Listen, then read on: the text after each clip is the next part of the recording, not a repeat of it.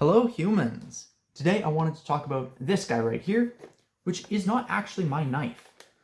So, I recently dragged my girlfriend to House of Knives, and, there we go. Much to my surprise, I'm not gonna lie, she actually found a couple of knives that she fell in love with. So she has gotten into this already, but she hasn't gone through all the packaging and seen all of the fun stuff, so I get to do that with you guys now. This is the Kizer Shark something or other.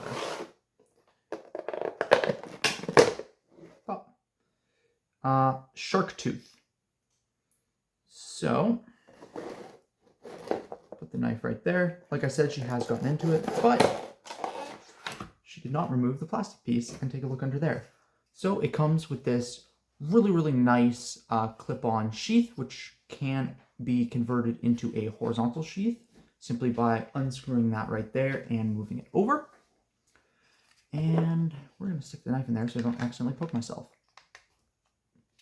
It's some type of Kydex or Bolteron. It has a drain hole, which I am a huge fan of. Also in the box, we have one of these very annoying Kizer folding road maps made out of this plasticky paper. I have shared my thoughts on this a couple times. I think that this needs to be a lot smaller and made out of material you can actually recycle. The box is very oversized for the knife. However, that is because Kizer tries to make one box for everything and then reuse that size with a different sized insert in order to produce less waste and slightly less cost. Not the end of the world, and it does seem to work for them. So, now on to the knife itself. This item is ridiculous. It has a very small blade. Overall length is under 5 inches. You've got about a 3-finger grip.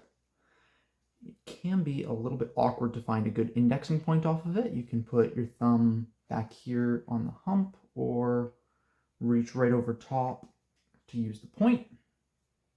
You can also go back and hold it a little bit more like you would a handgun, for example, and that gives you a little bit more access to the belly and use.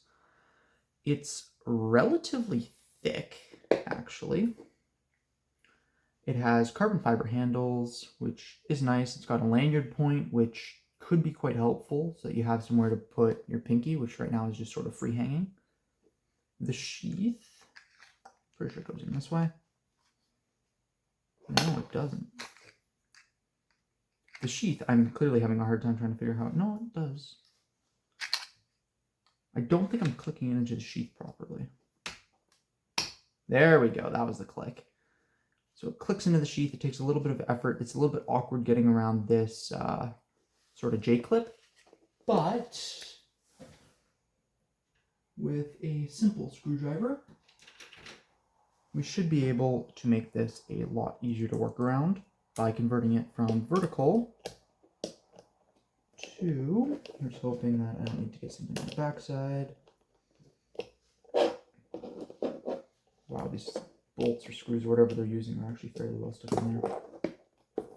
So what I'm trying to do is I'm just trying to convert this from being a straight up and down, more traditional style sheath to being a Scouts carry sheath. Maybe that one enough. There we go. Yeah, and that makes it a lot easier to get to the handle of the knife when it is sheathed. Screw.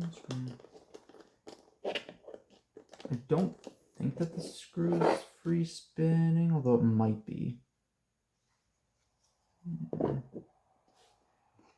Just double check and make sure. It is in fact free spinning. So in order to convert this properly, you actually have to fully take the clip off, which is not the end of the world. You just unscrew these two right here, which are actually captive, which proves they can make it captive and choose not to, which is a choice.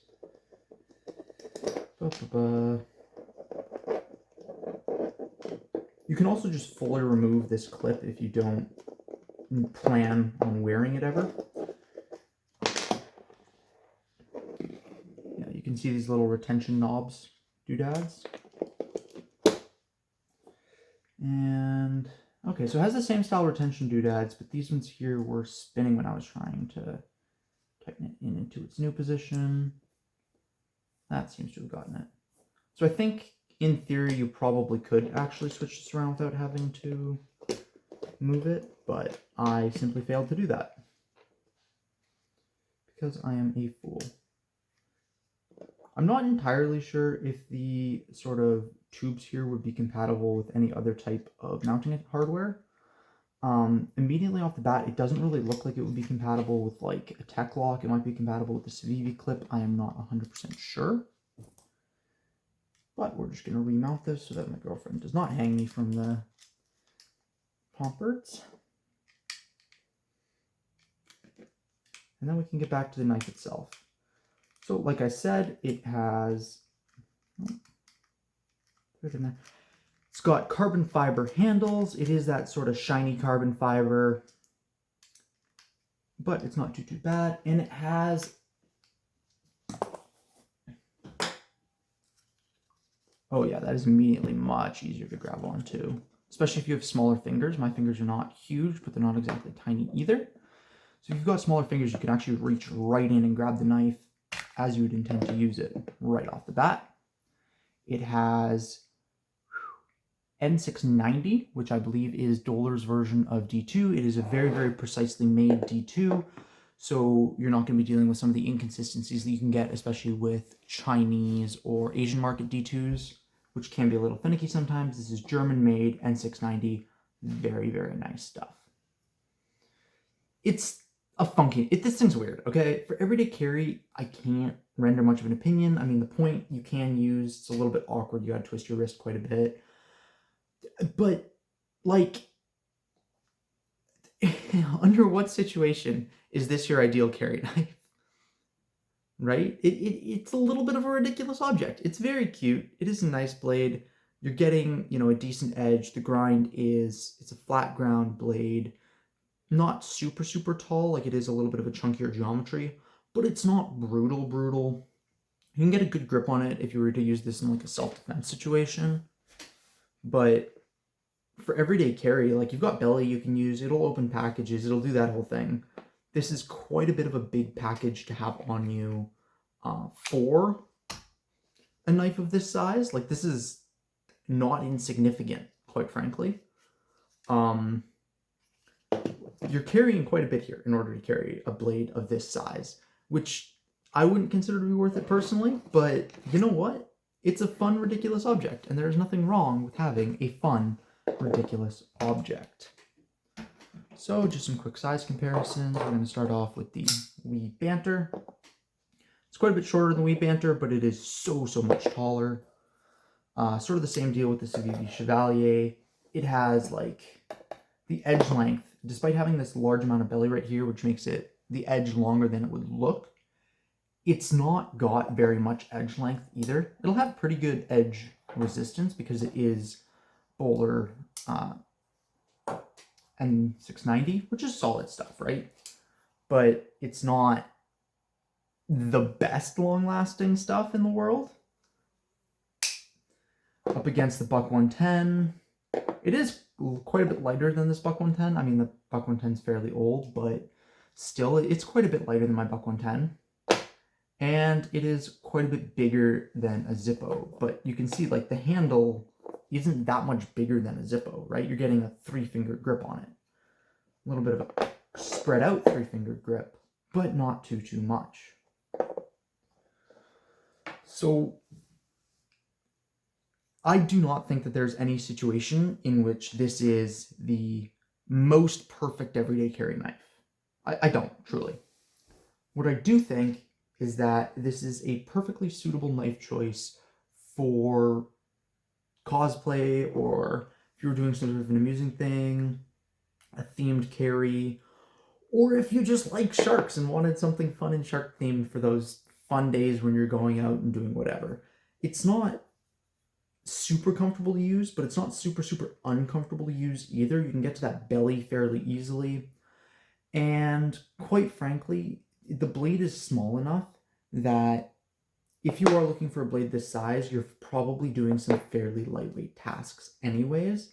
And at that point, it's not uncomfortable, right? For light push cuts or anything along those lines. And just for the sake of it, do I have a piece of paper? I do, in fact, have a piece of paper. So the edge is pretty good. It'll cut. It's curling up a little bit. It is a thicker geometry, like I mentioned.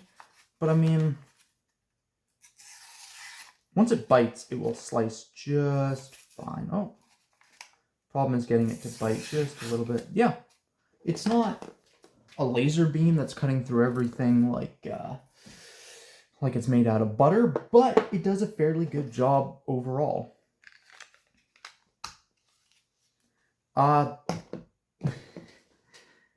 It costs in and around 90 Canadian dollars, which overall, not too bad.